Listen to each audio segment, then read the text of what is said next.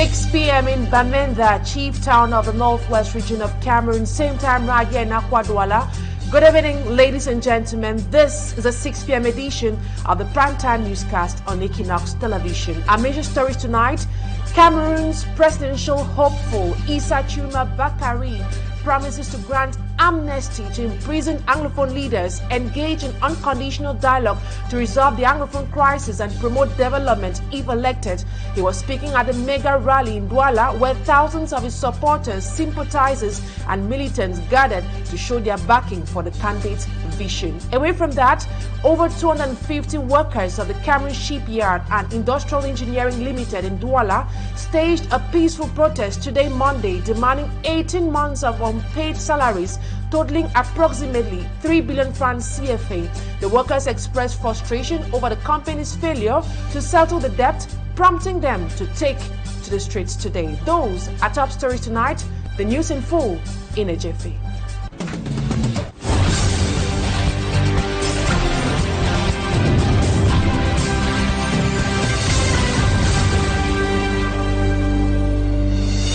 Thank you so much for choosing Equinoxe Television. For presentation, I am Immaculate Fogwe.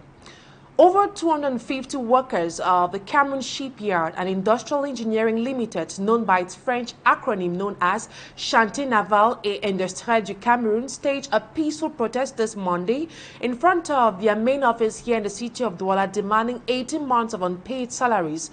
The workers say the management owes them about 3 billion francs CFA and have refused to pay. They express their frustration in this report put together by Mala Glory. All dressed in black and with a banner, they express indignation with the Cameroon Shipyard and Industrial Engineering Limited, Douala, popularly known in French as Chantier Naval et Industriel du Cameroun, over 18 months unpaid salary worth 3 billion francs CFA. The workers' trade union stormed the administrative office this Monday to air their grievances. We work day and night, from Mondays to Sundays, and we have for 18 months we have not been paid. So we are standing here today. We are crying. We have tears in our eyes. Some workers, they have been driven, they are sent home from their job sites abusively just because they are revendicating what rightfully belongs to them. Even those that have gone for retirement, they don't have their retirement benefit. They are frustrated after years of negotiations and the several letters sent to the authorities, especially to the presidents. We started from the Minister of Transport. We sent it to the Prime Minister as well. We finally went to the President of the Republic, whereby our file is still lying on his table where we are waiting solutions. They blame the management of the company for the poor working conditions, saying after frequent protests, only about 50% of their salary has been paid, with promises to make things better, yet abandoned, considering the economic realities of the country. Because we are not even able to send our children to school, we are not even able to pay our house rent, we are not able, our colleagues are even staying here in the company because their landlords have driven them away from their houses.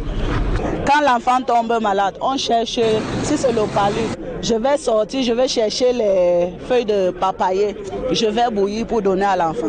Et avec l'aide de Dieu, l'enfant se relève. About 250 workers of the Cameroon Shipyard and Industrial Engineering Limited, Douala, including those in Limbe, are calling on the head of state to address the situation.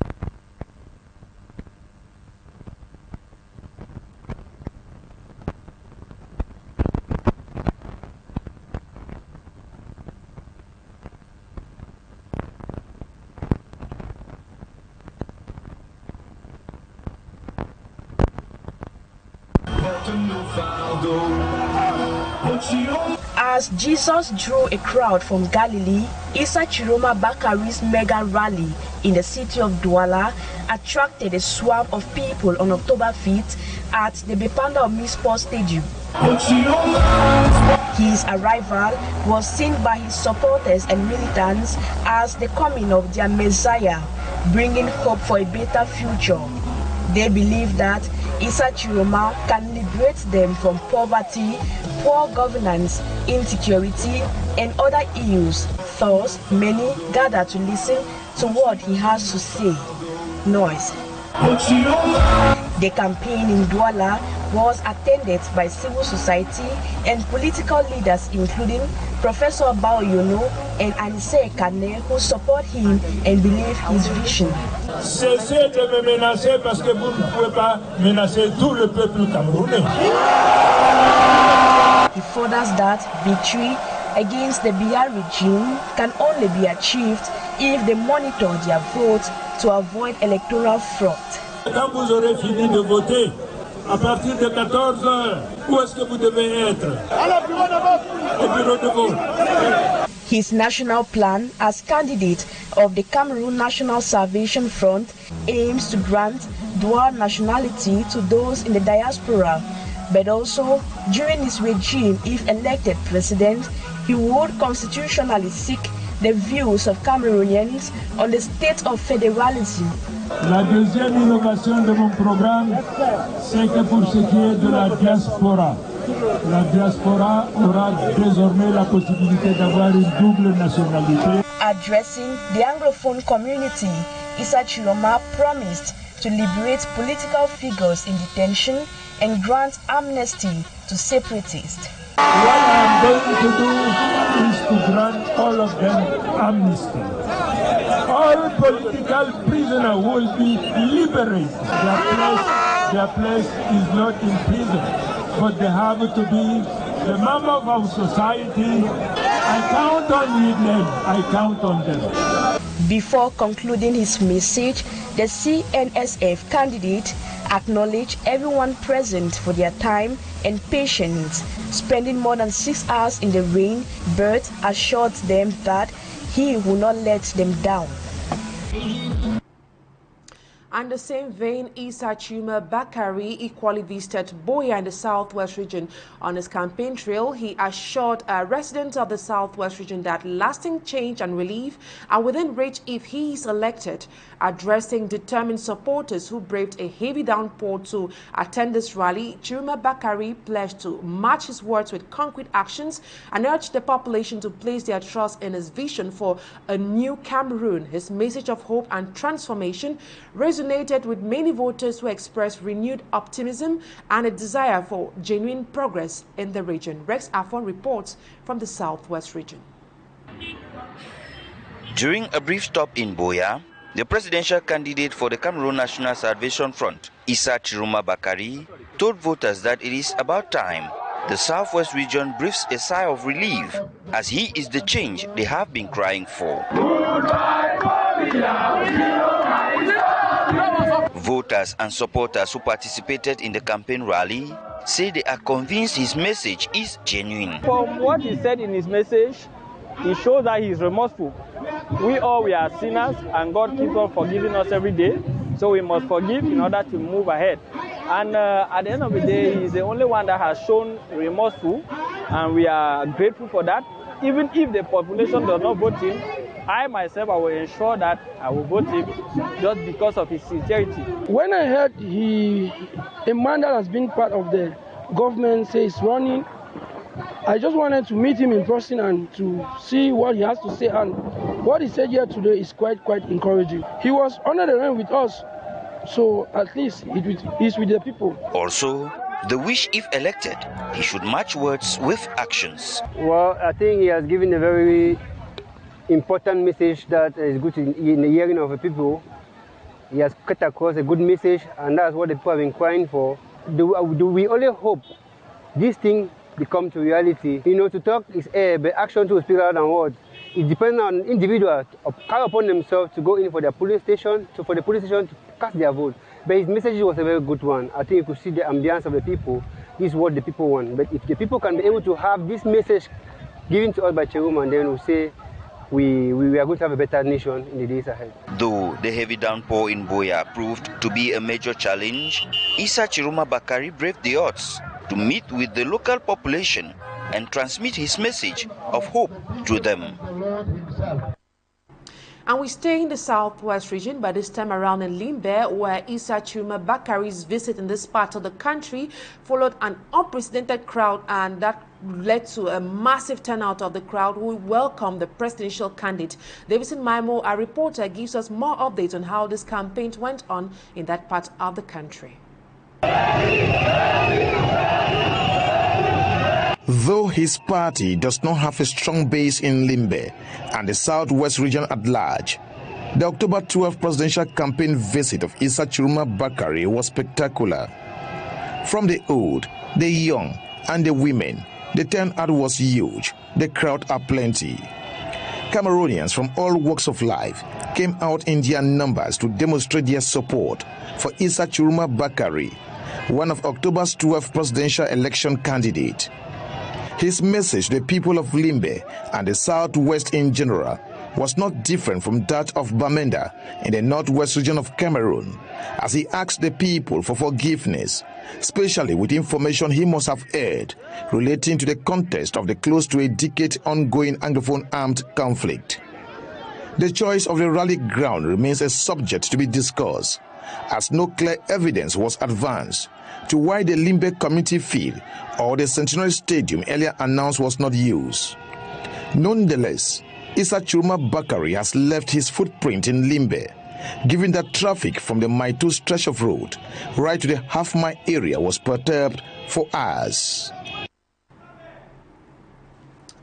And still in politics, amongst messages passed to the Anglophone community in Bonaberi, Douala 4 subdivision, most of whom are IDPs, was an appeal for them to give 100% victory to President Paul Biya, considered the guarantor of peace, regional integration, living together, and development. CPDM militants and elites from the northwest and southwest regions told them to block their ears from fake campaign promises by opposition presidential candidates. And in the Douala 5 municipality, the population were told by the CPDM militants to vote in favor of an aged man with wisdom who is guided by angels. Innocent Azer reports. The CPDM campaign meeting in Bonaberi had a particular focus on the well-being of internally displaced persons of the armed conflicts in the northwest and southwest regions. Like it happened in 2016, most of our brothers and sisters in the Anglophone region fell victim to those protagonists of the crisis. So it was important that we educate them that we should remain one. S'ils vivent mieux à Douala, c'est parce qu'il y a des opportunités. If they decided to settle in Douala, it is because of the opportunity the city offers to them and everyone. They should consider Douala as their second village. Et qu'ils fassent tout pour que Douala se développe et qu'ils en profitent eux-mêmes. Though reports have shown these IDPs live in deplorable conditions, one of their elites paints a different picture of the subject. We are operating businesses in Douala. Our children are going to school in Douala and they are living in peace. As such, no one should hesitate casting their ballots in favor of incumbent President Paul Biya come October 12, he says. Since they left the English-speaking regions and they are living happily here, we should vote for the right choice. We should vote for President Paul Biya, who is the architect of peace, who is the architect of national integration, and that makes us to live peacefully here in Douala. Campaign promises made by other opposition presidential candidates have been classified by the CPDM militants in the fake and lies cabinet. We shouldn't fall for those fake promises that those campaigning left and right are making. Like I said, we have the experience from 2016. They made fake promises, and now in our regions, we've suffered for the past 7 years because of those fake promises. I had to stay here and fight for the Anglophones here so that nobody should use them. IGPs in Bonaberi have now until October 12 to reflect and make a decision they won't regret. In the Douala 5 subdivision, the local population were made to understand no other prince of peace, prosperity and living together exist than President Paul Biya, who should be treated like an egg and a blessed man who communes with angels. Rien ne peut nous arrêter. Nous sommes avec le président Paul Biya jusqu'à la gare. Et mon message à l'endroit de la population de Bédi, c'est de dire qu'à 93 ans, on ne bouscule pas son grand-père ni son papa. Nous voulons la bénédiction de notre papa. 100% votes for President Paul Biya, according to them, is a result merited by the experienced candidates. And we stay in politics. Hiram Samuel Eodi, the youngest among the 12 candidates vying for Cameroon's highest office, made a campaign stop in Buea on Sunday, where he engaged with supporters, militants and sympathizers, emphasized the importance of youth participation in politics, and also outlined his plans to ensure that the Southwest region received a prominent place in its national agenda. Eodi, who positions himself as a relatable voice for the country's young people, called on the youthful population to back his candidacy while expressing confidence that his message will resonate at the polls. Rex Afon has the details. The youngest candidate on the list of 12 vying for the most prestigious office in Cameroon, the presidency, has visited Buea while on his campaign trail.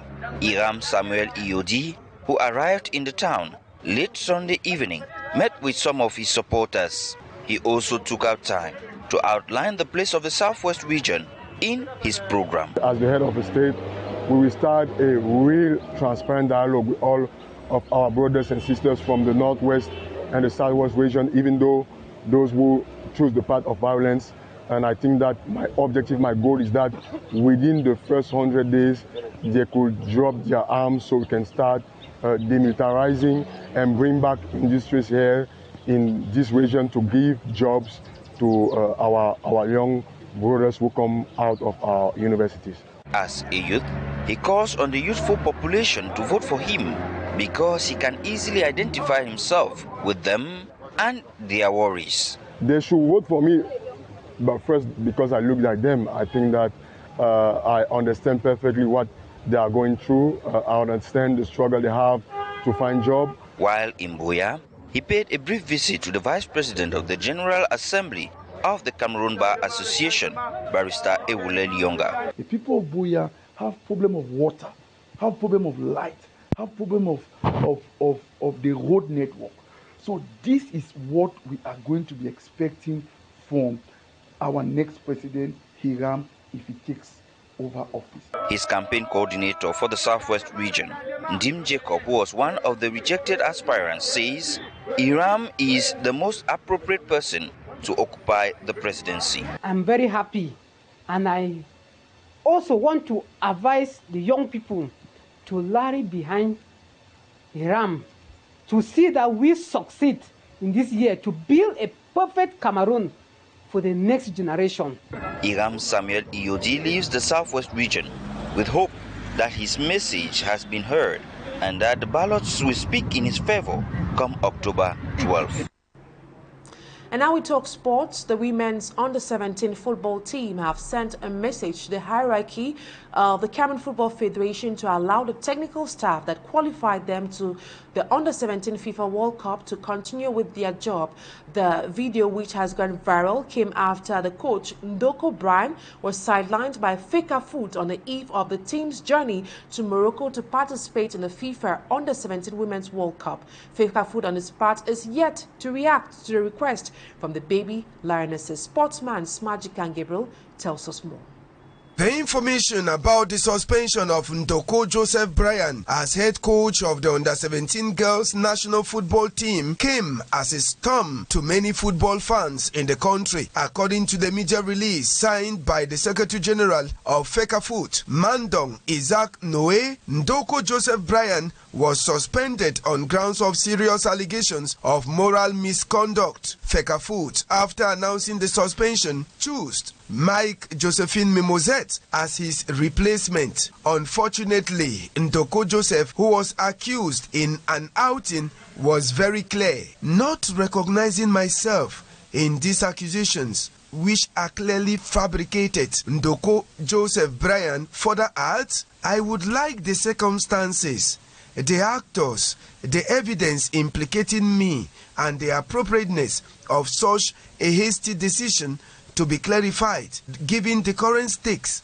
and the challenges our team is set to face at the FIFA Under-17 Women's World Cup in Morocco 2025. Already in Morocco, preparing for the kickoff of the Under-17 FIFA World Cup, the girls of the new trainer Mike Josephine Mimosette, in a video that went viral, they are calling on the return of their technical staff that qualified them for the tournament. We are in a very bad period.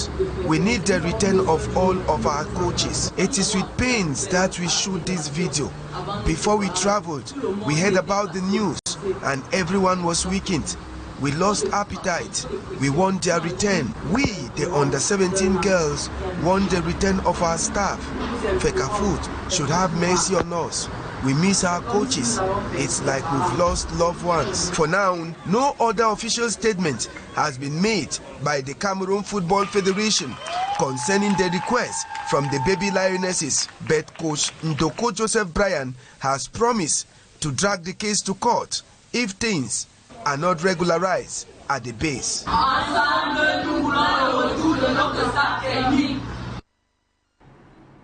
Now let's have this advertorial. EcoBank recently hosted the Trade Expo 2025 in Douala, a significant event aimed at empowering small and medium-sized enterprises in Cameroon and Africa. The expo provided a platform for small and medium-sized enterprises to showcase their products, connect with potential partners, and also access financial solutions to drive business growth. By bridging the gap between small and medium-sized enterprises and financial institutions, EcoBank's initiative seeks to foster economic development and help businesses overcome challenges in scaling up. Malaglory has the details. Efficiently, sustainably increase revenue and operations, thereby improving profit margins and expanding market share, remains one of the greatest challenges facing businesses today. It is against this backdrop that EcoBank, the leading Pan-African banking group, convened the EcoBank Trade Expo 2025 in Douala with the primary objective of offering financing solutions to foster business growth. The event brought together nearly 200 economic operators from diverse sectors, underscoring the urgency and importance of providing tailored financial support to businesses. Speaking at the opening, the managing director of EcoBank Cameroon and CEMAC cluster head emphasized that the bank understands the challenges its clients face and is committed to seeing them scale up successfully. So with that in mind, we thought it was important to launch this pioneer session, the Trade Expo, to share the solutions for the challenges that the small and medium-sized enterprises and also large corporations face in scaling their trade. She further reaffirmed that EcoBank Cameroon stands at the forefront of the trade finance market in the country, driving innovation and growth.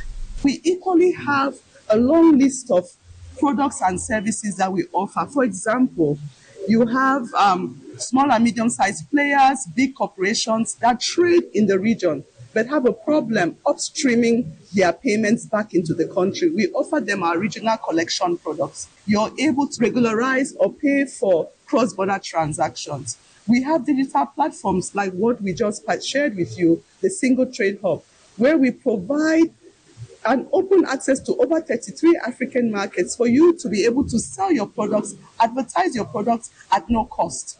One of the highlights was the testimony of Kate Kani Tometi Foto, CEO of Telka Cocoa Limited, who recounted how EcoBank has consistently been a strong pillar of support in the expansion of her business. I think EcoBank has done a lot. We've grown together with EcoBank. They've come to believe in me and I believe in them. And even in tough times where they've tried to be very hard, they've seen that I'm also trustworthy, I think good risk. The event concluded with an interactive workshop giving participants the opportunity to exchange directly with EcoBank staff on key trade challenges and solutions. Attendees also explored the EcoBank village, where the bank showcased a variety of opportunities designed to help businesses thrive in today's competitive market. With this initiative, EcoBank once again reaffirmed its role as a trusted financial partner committed to empowering African businesses and driving sustainable economic development. That advertorial ends this first part of the news. Talking Point comes up next.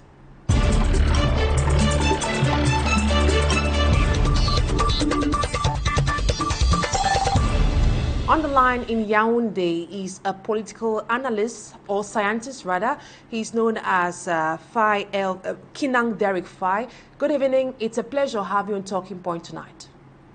Thank you so much, Immaculate, for having me. Greetings to you and greetings to the entire Equinoxe family.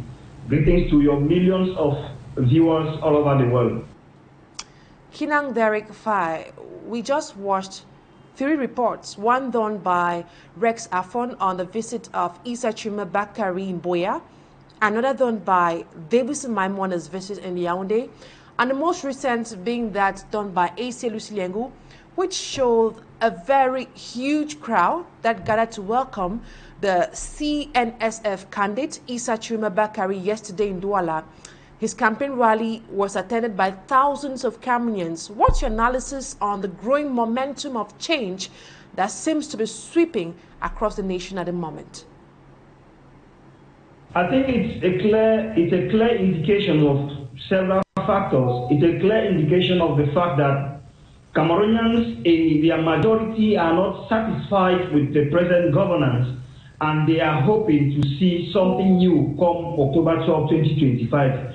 You might also want to note that this fanfare and increased public outcry when the candidates come around, like the likes of former Minister Issa Chiroma Bakari, is also as a result of the fact that for once, after a very long period of time in which we've experienced increased absenteeism from political participation, Cameroonians are seeing a glimpse of hope with these upcoming presidentials.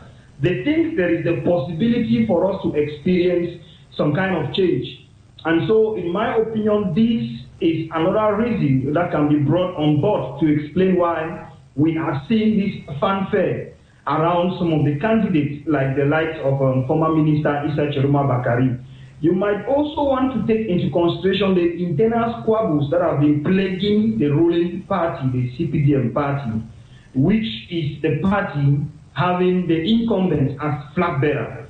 You want to note that for some time now, the party in question has been faced with a lot of challenges in order to maintain the ambience and the strength the CPDM used to have, which is somehow very much related to the age of the candidate, of the incumbent.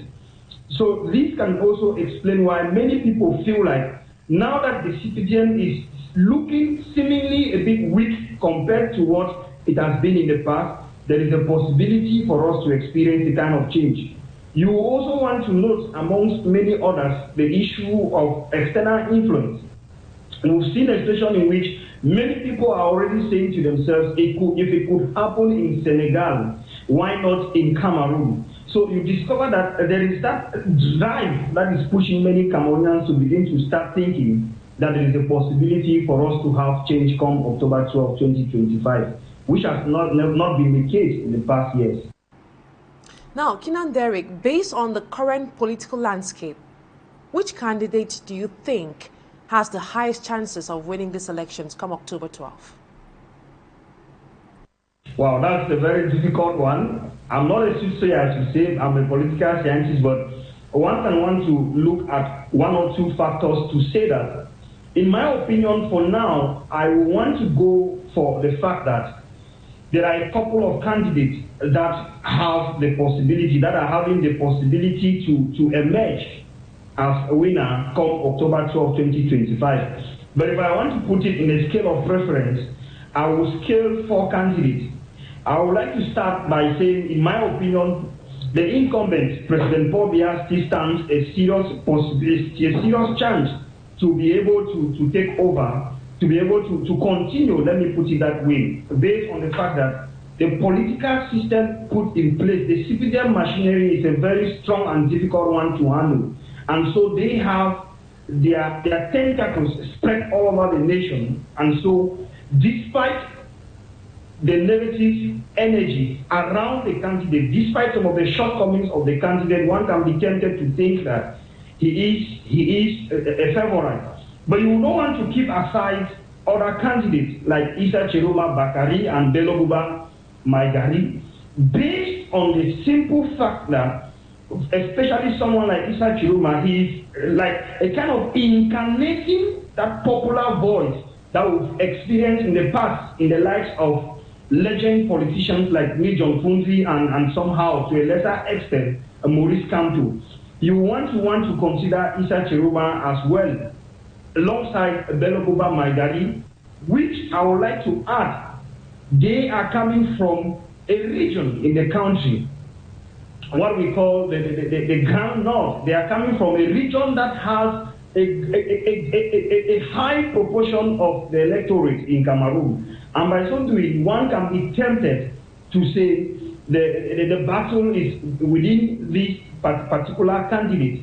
If for exceptional reasons, you might also want to consider somebody like Honorable Kabrali, whose youthfulness and charisma is also playing a serious one in his favor. So in my opinion, these are some of the candidates you can bring on board to say they are towards favorites. I don't want to go for a unique candidate, but if I should scale them, I would want to say President Biya has an upper hand as of now, based on the fact that he masters the machinery. Chiroma is coming, and Bello Buba, based on the fact that they have a great electorate and they incarnate a kind of popular voice that has existed in the past, and Cabra's youthfulness as well added to his charisma. Has higher chances of winning this election on October 12th. But what if the opposition unites and chooses a consensual candidate? Will this make a difference?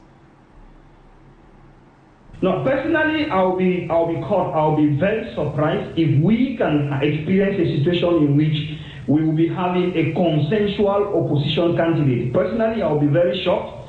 From my analysis and from my observation, I don't see this coming. It's not possible, for the simple reason that they've been able to agree just from the standpoint of philosophy and program. And we might also want to take into consideration party affiliation and interest, which is making it very difficult for the candidates to have a consensual opposition candidate. But make no mistake, there are going to be some one or two coalitions around the corner from the opposition. For example, we have the coalition former candidate Ateki Seta, Captain, and Barrister Keremuna, who have joined the Bello Buba Maigari team alongside some factions of the UPC. You also have the like of Issa Chiroma Bakari, who seems to be getting a stronger hold on the UPC, Union pour le Changement movement. So we are going to see some kind of group coalitions, but to have a consensual candidate for the opposition is what, in my opinion, might not be possible, except we are caught by surprise. And I'm very expectant of that kind of shock, which to me, I don't think it's going to happen. What's your overall evaluation of the promises made by candidates as far as economic growth and poverty reduction is concerned? Yeah, normally when you go through the manifesto of most of the candidates, I want to say they have very interesting economic program. And I think these programs are very much realizable within the Cameroonian context for the simple reason that, whether we like it or not, Cameroon is a blessed nation, and we have all the needed potential for the realization of such economic programs. I think, for example, the economic program of somebody like Bello Buba Maigari, who is talking about investing 60 trillion into the economic sector to boost the economy and ensure growth. I think Cameroon has what it takes to raise all of that. You can also look at somebody like Issa Chiroma Bakari, who is talking about agro-industrialization. He's talking about the digital economy. He's talking about ensuring that small and medium-sized enterprises, they get the necessary support. I think all of these are not programs that are unrealizable. They are very much realizable with the potential Cameroon is having. You will not want to also leave out the program, the manifesto of the incumbent President Paul Biya, who is in a kind of continuity as to some of the things they've already implanted from the economic standpoint. So if I want to go just by the potential of the country, I think we are very much having what it takes for them to realize all of this. But these, let's be very keen, these programs, economic programs, can only be possible if they ensure that the governance situation of the country is looked upon and the security situation is improved upon for us to have minimum peace that can push for the needed sustainable economic growth and development. While the opposition say they are coming to revive the country, the CPDM candidate says he's determined to continue to do better. At this point in time in Cameroon, what do we really need? Is it continuity or complete change? No, personally speaking, providing an answer, a direct answer to that would be like me saying I'm in favor of this or that. Personally speaking, I strongly believe it's a bit of both. I don't think a complete change is possible. A complete rupture, I don't think it's possible with the present context of Cameroon. And even if it were to be possible, I don't think it's going to be good for Cameroon. You don't just bring complete rupture in a system that has been existing for 43 years. So what Cameroonians need is an adapted gradual change that takes into consideration the already existing continuity that is there. But one thing for sure is that Cameroonians need change.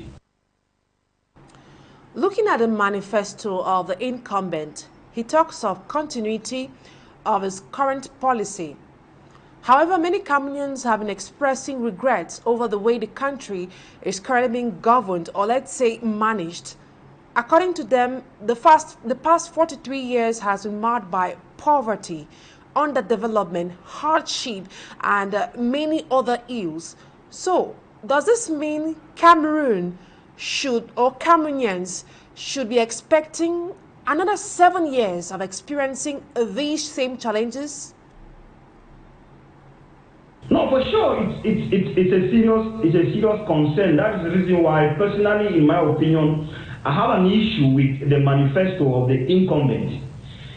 He's talking of continuity at a time in which what is existing is not good enough.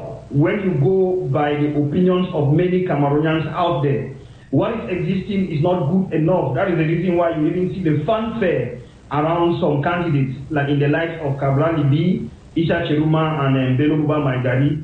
We can also want to talk about somebody like Joshua C. So when you see that fanfare and that determination in the hearts of many Cameroonians, you discover that talking about continuity at this point in time is not something that can really go well with many Cameroonians, because you can only talk continuity in something that is working.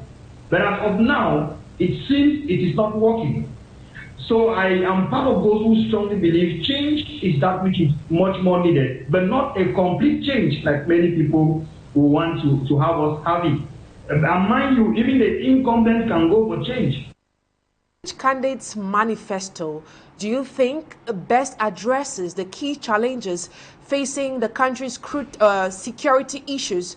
We have the close to 9-year-old Anglophone crisis, which has caused enormous human and material losses. Same with the Boko Haram insurgency up north, which continues to cause havoc. Now, I think there are a number of manifestos out there that look interesting, quite interesting, as to the security challenges the country is going through. But personally, and